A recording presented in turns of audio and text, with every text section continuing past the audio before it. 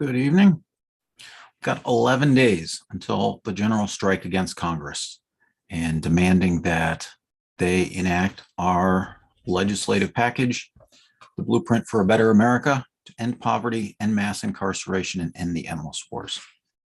And I'd like to start these sessions off by reminding us about what America's mission statement is by reciting the preamble of the Constitution. You're invited to join me.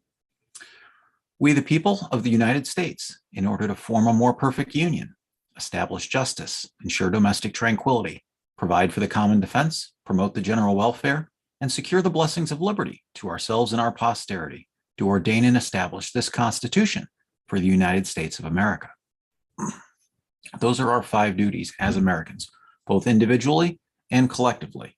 Those are the 5 things we're supposed to be doing. And the blueprint for a better America is broken down into 5 titles that cover each of those 5 duties. And tonight we're going to start getting into Title 3, provide for the common defense. Now, the American Union is set up as a union of swing voters committed to those 5 duties, our constitutional duties, and offering a deal to all the candidates for Congress in 2022. For the incumbents, Republicans or Democrats alike, put this legislation on the president's desk before the midterms, and we can reelect you. We're beyond the point of caring about partisan politics. Let's just solve some problems already. And ending poverty, ending mass incarceration, ending the endless wars, that would make the 117th Congress the most popular Congress, most productive Congress, most transformational Congress in generations. We can all come out of the pandemic ahead. But if Congress refuses to act, if Congress has these solutions and refuses to do anything with it, then we can hold them accountable. We can replace the incumbents with their challengers who are willing to support these demands. So by looking beyond partisan politics and instead focusing on what is it that we want to accomplish? What does America want to get done? What are the solutions to the problems that plague us? We can move this country beyond partisan politics and into 21st century collaborative democracy. So the way this works is that for these last 21 days before the October 15th general strike, we're going through each section of the legislative package and talking about exactly what it does so that the American people can understand what these demands are. This isn't some piece of legislation that you've got to pass before you can find out what's in it. This is an open source legislative package. And tonight we're going to get into starting with section 301 and providing for the common defense. And let me share my screen here, and I'm going to read the findings into the record and then talk a little bit more about what we got going on. All right, section 301 starts off Title 3, provide for the common defense. And these are the findings that are included in the legislative package. 1, Americans have a constitutional duty to provide for the common defense, a large concern to the framers who had recently fought a protracted war of independence from one of the most powerful nations in Europe. Now, after the Constitution was ratified, Delaware promptly ratified it because, as a small state with a large coastline, it was particularly vulnerable. They recognized a union of states could accomplish more than individual and independent states. 2, military spending serves as an important role in our economy, serving as a source of income in most, if not all, congressional districts. That need can better be addressed with the creation of universal American Union jobs in this act, which will offset the reduced military spending in most local economies. 3, military service has long been a source of pride among the American people. However, when it crosses the line into glorification, it can create cultural assumptions towards virtuous violence. According to journalist Matt Taibbi, these themes have contributed to a rise in mass shootings. 4, as America's global military footprint has grown, the moral high ground that we held after World War II has been lost. Decades of detention in Guantanamo Bay military prison have tarnished our reputation for justice. The use of economic sanctions against civilian populations has caused countless deaths around the globe. American-made bombs are used against the people of Yemen, such as the one in August 2018 that blew up a school bus and killed dozens of preteen boys. 5, the servicemen and women who return home from our hundreds of foreign bases around the planet are sometimes traumatized by the experience of playing at being the world's policeman. In the decade since 9/11, more than 30,000 have taken their own lives. 6, the Earth is also harmed by these exploits, which require prodigious amounts of fossil fuels. The emissions of the United States military make it the largest single producer of greenhouse gases on the planet, even exceeding the national output of industrialized nations like Sweden and Denmark. Industrial chemicals scar the land at and around former military bases. 7, these problems may not have been the exact ones the framers were concerned about in 1787, but they did have a general aversion to standing armies. They tried to limit them in the Constitution by prohibiting Congress from appropriating money for the Army for more than 2 years at a time. Centuries since, however, and especially in the last 80 years, military spending has grown to such an extent that it exceeds our constitutional mandate. The purpose of this title is to provide for the common defense in a manner closer to the framers' intention. All right, after the Constitution was ratified, there was talk about including a prohibition on standing armies in the Bill of Rights. Framers like Eldridge Gerry, who's the future governor of Massachusetts and the guy that gave us the term gerrymandering, he called a standing army the bane of liberty. And this wasn't a new concept either.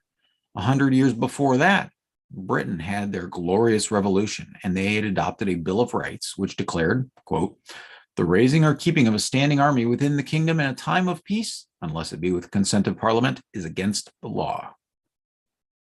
Title III is inspired by our constitutional duty to provide for the common defense, but we've far, far exceeded that mandate and contributed to global instabilities. It is time for America to recalibrate for the 21st century. That covers section 301. If you have questions, feel free to type them in the chat. And we're going to move on to section 311. This is the subtitle A, Reducing America's Global Military Footprint. And section 311 is the sunset of the 2001 authorization for military force. Now, 3 days after the attack on September 11th, Congress passed SJR 23 in an authorization for military force. Section 311 would, effective June 30th, 2023, repeal that authorization and clarify that nothing in this section shall be construed to prohibit Congress from passing a new authorization in compliance with the War Powers Resolution. So what did that authorization for military force say back in 2001? Well, this is the resolution that they passed. And here we go. That's like 50, 60 words.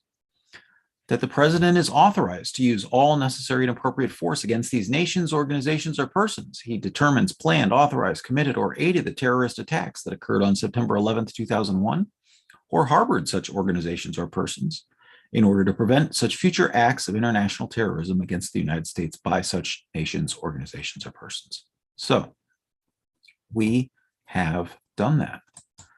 We have Osama bin Laden has been dead for more than a decade.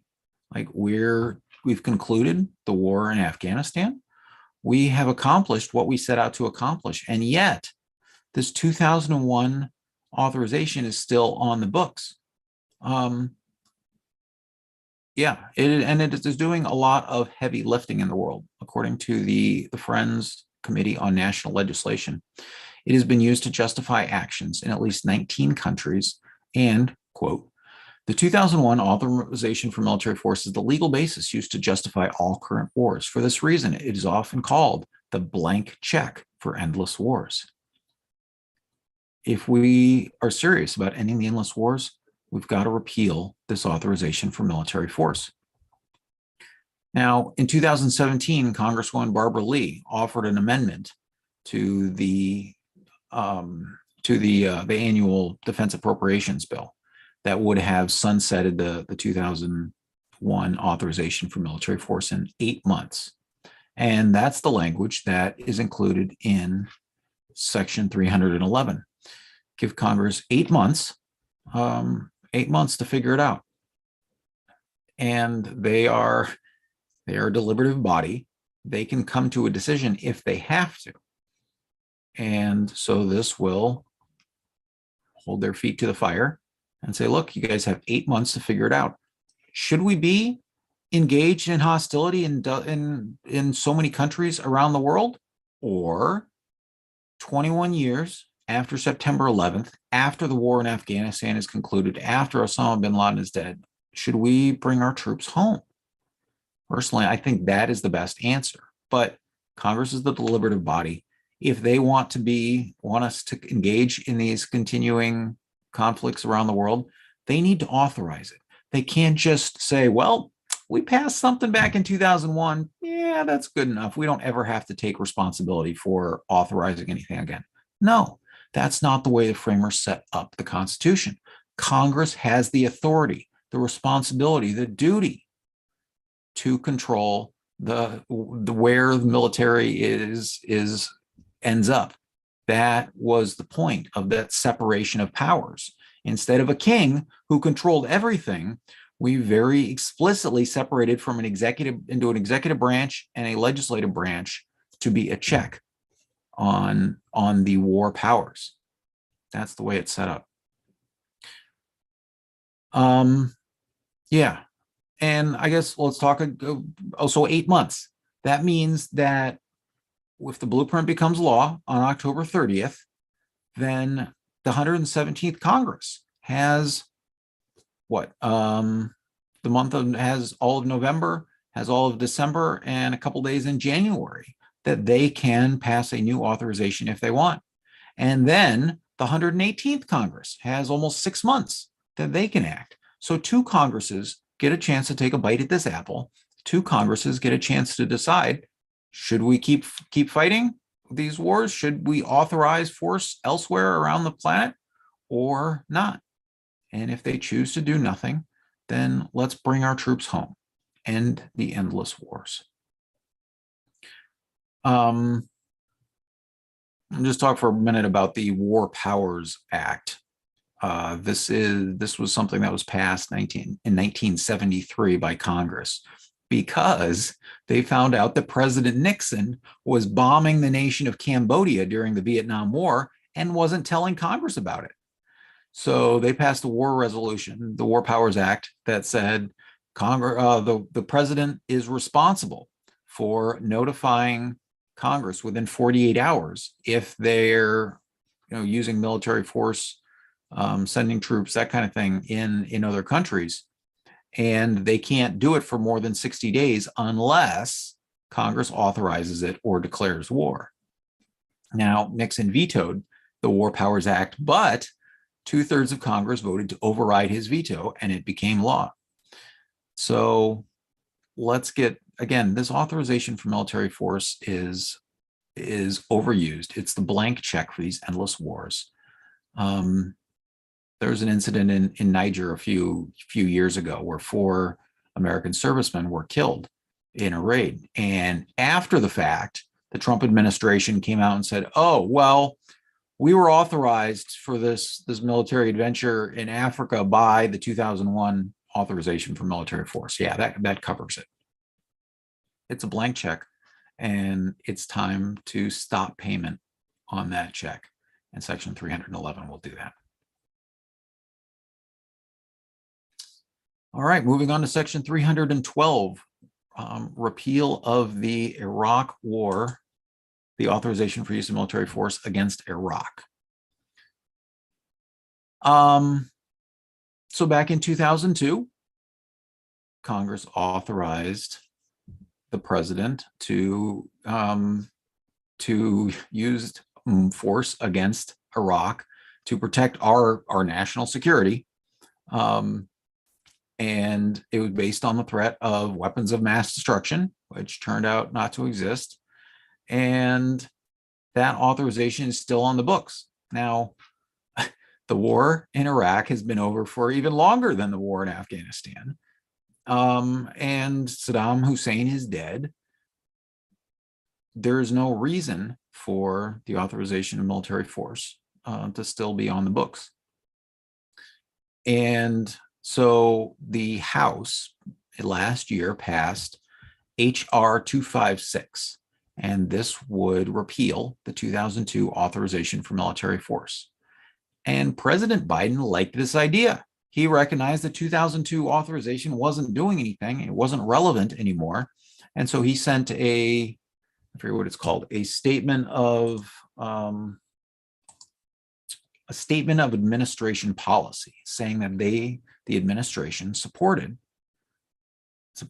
HR 256, the repeal of the authorization for use of military force against Iraq resolution of 2002. It passed the House 286 to 141. And then on June 17th, 2001, the Senate received it. And for 15 months, they've done nothing. It just sat there. The House supports it. The president supports it. The Senate has done nothing with it for 15 months. So how do we force them to act?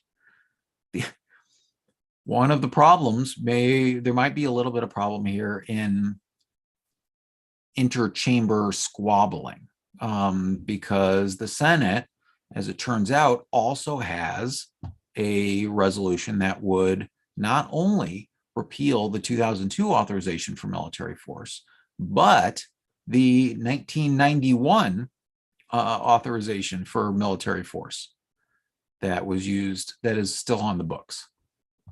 And so that is, I'll share my screen for 2 seconds here. That is where this language comes from, is from Senate Joint Resolution 10, repealing the 2002 authorization and the one from 1991. Let's repeal them both. Unlike the 2001 authorizations, this is just a straight repeal. This is not a there's no sunset, because as President Biden has said in his statement of administrative policy, that it's not being used for anything. So let's clean up our mess. Let's take it off the books. President Trump, he used this 2002 authorization to justify the assassination of Iranian General Soleimani in the early days of 2020. And so let's just take this off the books. It's not needed. It's not relevant. It should be repealed. And that's what Section 312 does. Oh, I also want to mention that Senate Joint Resolution has 51 bipartisan co-sponsors in the Senate, including 11 Republicans. So if you're thinking that this is like a one-sided, one-party issue, it's not. A majority of the Senate is a co-sponsor of this. And you know what happened in last August of 2021? The committee reported this to the Senate, and then nothing happened for the last 14 months. 51, a majority of the Senate, supports this legislation, and nothing has happened. We can force Congress to act by demanding passage of the Blueprint for a Better America and including their Senate Joint Resolution in our legislative package. That's what Section 312 is. Section 313. This is the authorization for use of force against Iran. And once again, this would, Congress is the one who controls the pocketbook, who controls the checkbook for the United States. And so this section would use that power to set policy. And specifically, this comes from a proposed amendment to the 2002 National Defense Authorization Act, and an amendment that the Senate voted 50 to 40 in favor of, which would block funding military force in or against Iran unless Congress has authorized it, for the specific purpose of saying, look, Mr. President, we've got to be consulted. We've got to approve of the use of military force. You can't do this without Congress. And saber rattling with Iran, and it's gone up and down and up and down. I'm not 100% sure where we're at right now, but it continues to exist. And so this would block any funds from the 2023 or 2024 defense budget from being used. Let me share my screen again.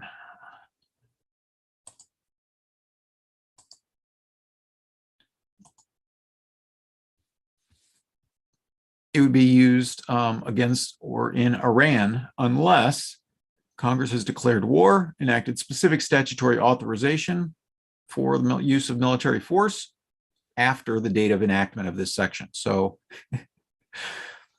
again, this amendment is saying, look, you can't use the 2001 authorization for military force or the 2002 authorization for military force to justify anything against Iran. This one overrides it and says only something passed after the date of enactment of this section can be used. So you can't do that unless one of those two things. And this doesn't apply to a use of military force that's consistent with the War Powers Act. So if the president, there is some urgent need that he needs to use military force against Iran, he has the executive authority to make that decision as long as he notifies Congress within 48 hours and gets approval within 60 days. And if he doesn't get approval within 60 days, then he has 30 days to withdraw or to end the military force. So that is what section 313 does. Yeah, it's pretty straightforward. There was a question of, maybe we should apply this to Ukraine or something like that. Which isn't necessarily a bad idea, but it wasn't really germane to this legislative package as introduced. And frankly, as we can tell by the way that Congress overwhelmingly supports to give more money, the billions, tens of billions of dollars to Ukraine, that it wouldn't be a big roadblock to get an authorization for military force there. So it just focuses on Iran. All right, we're going to move on to section 314. This is a reduction of the military budget by 1/3. As introduced, the legislative package said reducing us to 2005 levels because based on the 2021 military budget, based on the 2022 military budget of, if I remember correctly, like $763 billion. That was where the math would have taken us, is back to 2005 levels. However, in that time, during this year, the House has passed a nearly $850 billion defense budget. President Biden asked for 813, and the House tacked on like another $37 billion in military spending, which doesn't include the extra money that's going to the Ukraine. Yeah, we just ended the war in Afghanistan, and yet the military budget is going up. This didn't happen after World War II. The military budget came back down. Traditionally, when we end a war, we stop spending money on preparations, on war funding, on the defense budget. But despite the fact that things have wrapped up in Afghanistan, the military budget is escalating instead. Or it's going the wrong direction. And so an essential part of ending the endless wars means bringing the military budget down. And so this legislative package would cut the military budget by 1/3. And the way that it would do that is by requiring a 10% cut in the military budget for 4 consecutive years. So Congress is in the process of passing the 2023 National Defense Authorization Act and the whole budget for 2023. They just passed a continuing resolution because despite the fact that the new fiscal year started last week, somehow it snuck up on Congress and they dropped the ball and didn't pass a budget on time, which isn't surprising because in the last 4 decades, they have only managed to pass a budget on time 3 times. Congress drops the ball year after year after year. It's frustrating. So eventually, Congress is in the process of passing this. And what this would do going forwards is say, okay, well, when it comes to 2024, you've got to cut that $850 billion budget or whatever it is by 10%. And then in 2025, you got to cut it by 10% more. And in 2026, you got to cut it by 10% more. And in 2027, you got to cut it by 10% more. And this law, says that it would not be in order in the House of Representatives or the Senate to consider any amendment to the authorizations in this section unless determined by a vote of not less than 2/3 of the members voting, such vote being a roll call and a quorum being present. So you've got to, this is a good faith offer to Congress. Look, end the endless wars. Let's reduce our military spending 10% a year. There's lots of opportunities that we can simplify. Congress is spending more money than anyone is asking for. If I remember correctly, they're giving the military like $58 billion more than the military even asked for. And so flipping this around and saying, okay, let's take that 58 billion back and another few tens of billions of dollars, and let's cut things by 10%. 10% cut is reasonable, is doable, especially if you're planning for years in advance, right? You can cut 10% a year. We can reduce our military budget by 1/3. As you probably know, the United States spends more on our defense budget than the next, I think we're at nine largest countries combined. So even if we cut our military budget by 1/3, we are still going to be the largest military in the world in terms of spending. Not to mention, again, our duty is to provide for the common defense. And we have a lot of we have a reputation as having a strong military. We have geographical isolation, right? We don't have any hostile foreign nations right on our border that require spending $850 billion a year to stop a surprise invasion. Russia's not going to have paratroopers landing in Wyoming trying to take over the country. It's not a thing. And so it's time to scale back and rethink our military priorities for the 21st century. 1 year before Martin Luther King was assassinated, in his day, it was the endless war of Vietnam that was going on and on and on. And after he won the Nobel Peace Prize in 1964, he spoke out against the Vietnam War and said this was wrong. And some people criticized him for connecting the civil rights movement and the anti-war movement and said, you got to, keep those separately. Let's just focus on one or the other. But he recognized that these issues are connected. He recognized the triple evils of poverty, racism, and militarism, which correspond to the 3 planks of the blueprint: end poverty, end mass incarceration, and the endless wars. And because his triple evils are very, very much still with us, and we are still capable of addressing them. But a year before Martin Luther King was assassinated, he offered a better vision for America.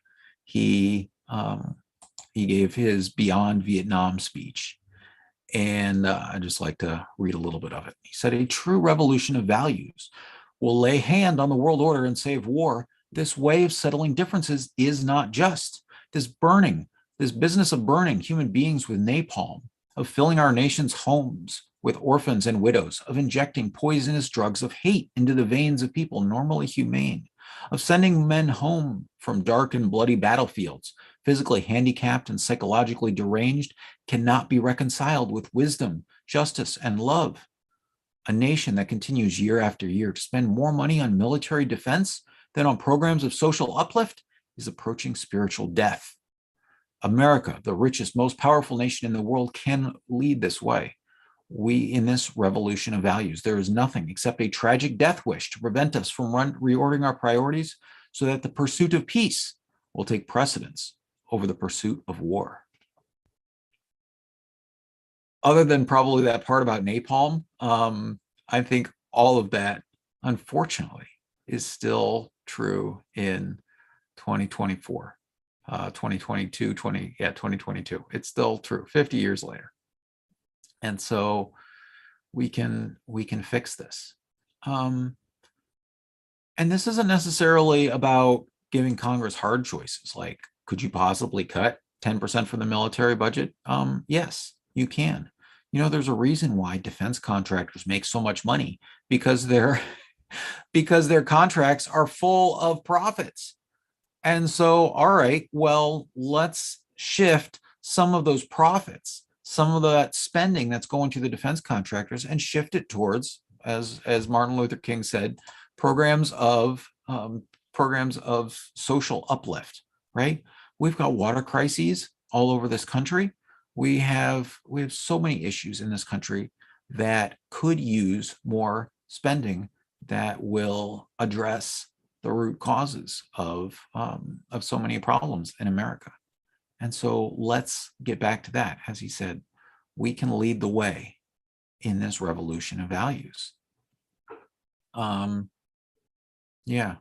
And a couple of the obvious things, right, that we can stop doing. We talked about how the Blueprint for a Better America will end the 1033 program. It will stop giving military surplus to police departments around the country. Because if we were buying all this stuff to just give away, how about we just stop buying it in the first place? Like, we can do that. We can cut the military budget by 10% a year and still remain the strongest military on the planet. There's a lot of, there's a big opportunity here. So that is what section 314 will do. All right, see no questions in the chat. We'll move on to section 315. All right, so if we are going to reduce the number of foreign military bases, if we're going to reduce our military footprint, that means reducing some of our military bases as well. And according to an article published by the Soldier Project, the United States has around 750 foreign military bases. And these are divided into 11 regions around the world. There's the Central Command that's got 45 to 65,000 troops across the Gulf. The European Command has about 33,000 troops in Germany, more than 70 years after World War II. The Indo-Pacific Command has about 50 to 55,000 troops in Japan. Again, World War II ended 70 years ago. Why do we still have tens of thousands of troops stationed in Japan? And then we've got another 26,000 troops in South Korea. Yeah. So we look at what are the other nations. We have 750 foreign military bases. What do other countries have? Well, Russia. Russia is the worst. Russia has about 3 dozen. China has 5. We have 750. Now, reducing this number is essential to ending the endless wars. So this is a legislative package, and foreign policy has a lot of nuance into it. So it's not necessarily practical to, through a legislative package, to say, okay, close this one, this one, this one, this one, this one. Instead, we're establishing broad principles. Cut the military budget 10% a year, and you figure out, with that principle in mind, where exactly should we reprioritize our spending. And when it comes to the military bases, we're going to establish a principle. for the next 2 years, which is if the local people don't want us there, we should leave.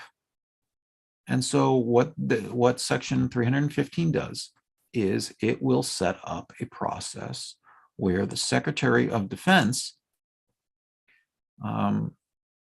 will hold local referenda for each of the United States' I've got 800 here, but all our foreign military bases. And the question put to the native population shall be substantially, do you want the United States military to remain here? And if they say no, then we'll respect their decision. That's the low-hanging fruit when it comes to closing these foreign military bases. And so here are the conditions that are set out. In holding the referendum, the Secretary shall endeavor to demonstrate American democracy in the best possible way, right? We can be a leader in spreading and sharing democracy to the world. So we can be a good example as we hold these referenda. That means secret ballots and used in such manner as to prevent intimidation, coercion, or reprisals in regards to casting ballots. Ballots shall be printed in local language or languages. They shall be publicized for no less than 60 days before voting concludes. So it says the referendum doesn't have to necessarily be held on one single day, but at least 60 days before it's over, it's got to be publicized. And the franchise shall include both men and women, again, trying to represent democracy, the best version of democracy that we can, of adult age to the fullest extent possible. The pool of eligible voters shall include the residential population within 5 miles of the base, business owners whose establishments are within 5 miles of the base, any local resident who works on the base, residents of any larger villages, towns, or cities within 5 to 15 miles of the base, and any other local or person or group with ties to the base as the Secretary sees fit, provided that voters who fit into more than one category only get 1 vote. So who are the local stakeholders? And again, if the local stakeholders want the U.S. military to stay, okay, then that base is safe for this first round. But as a matter of principle, if the local stakeholders, if the local people don't want us there, we would close the base, which we'll get to here in just a second. All right. So the Secretary shall seek the cooperation and approval of the local government in holding the referenda. It is not mandatory, but again, trying to put our best foot forward, seeking the cooperation and approval. All right, subsection B1. After completing the referendum, but no later than December 31st, 2023. So this would be about 2 months after the referenda are complete, within 1 year, October 30th, 2023. So within 2 months later, Secretary shall develop a base closure plan respecting the preference of the local communities around all bases, where the minority of ballots indicate they want the U.S. military to maintain their presence. You know what push polling is, right? Where you ask a question in a leading way. And so I want to specifically call attention to the way that this question is phrased, is do you want the military to remain? So when people's tendency is to answer yes and to be supportive of a proposal, this is a way that again is not biased against the military, but in fact, if anything, is biased in favor of the military staying. And the question isn't, do you want us to leave? The question is, do you want us to stay? So, but however, if a minority of the votes indicate that if a minority of people say, yes, we want you to stay, then we'll respect the decision of the majority. And then no later, in 2 years, October 30th, 2024, the Secretary shall complete the base closure plan developed in paragraph 1. So give them another 10 full months to actually close down these military bases where the people don't want us there. The Secretary shall report issues to the Speaker of the House, Majority Leader in the Senate, and the President, providing status updates, including the specific referendum results. Such reports may be made time to time, but no less than 6 months apart.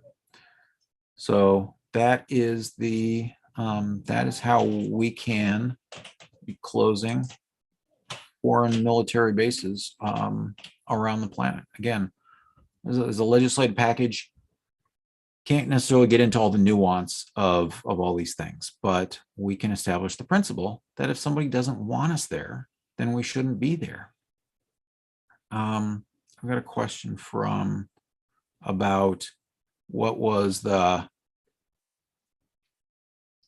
politicians going to want to support this, and because we're to this idea of reducing America's geopolitical influence.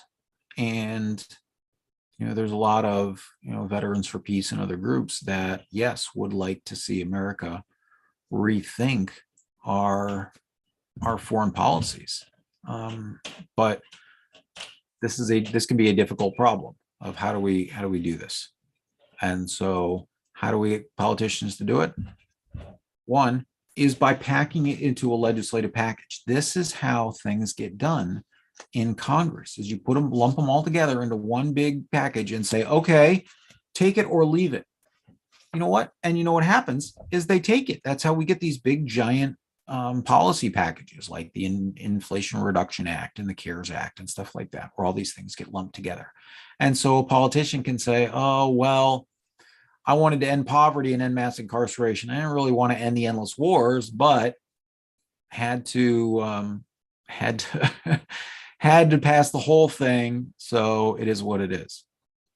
As far as the global geopolitical situation, I'm a father, and I like to use the analogy of children growing up, right? When my kids were little, I was responsible for making all these decisions for them, for directing and steering their lives in a positive direction. And as they got older, they took on more and more responsibility. And when they become adults, they're going to be making their own decisions, even decisions I don't agree with or like. But as a parent, my goal is not to micromanage my kids' lives for their entire existence. My goal is to help them become responsible, thoughtful, productive adults.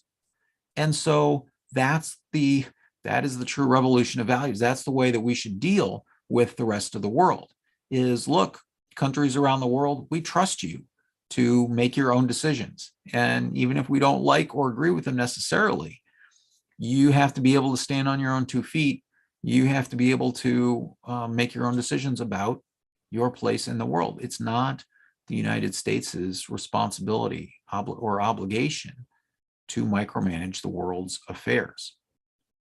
The framers charged us with providing for the common defense. Common defense is America. And so we can defend America with a much smaller military budget than the one we have now, with a smaller global military footprint, without these authorizations for military force that were passed decades ago and are still on the books, and in at least one case is still being used to justify hostilities around the planet. Yeah, so this is how we can end the endless wars. All right, I think that concludes everything I've got on section 315. So tomorrow we are going to get into part 1 of this, which is de-escalation of nuclear proliferation. How do we reduce what do we do about the nuclear weapon situation? And then on Thursday, Thursday will be a day for questions and questions that people have on the blueprint so far, and a general talk about creating a culture of peace. How do we move ourselves into the 21st century, and what are the foundational principles and things that can move us into a culture of peace. And then on Friday, we'll conclude with covering the sections of subtitle B on improving America's moral standing in the world. And that's how we're going to get through Title III. So seeing no more questions in the chat, I think we're going to wrap things up here. So Thanks everybody who's here tonight, and look forward to seeing you again tomorrow.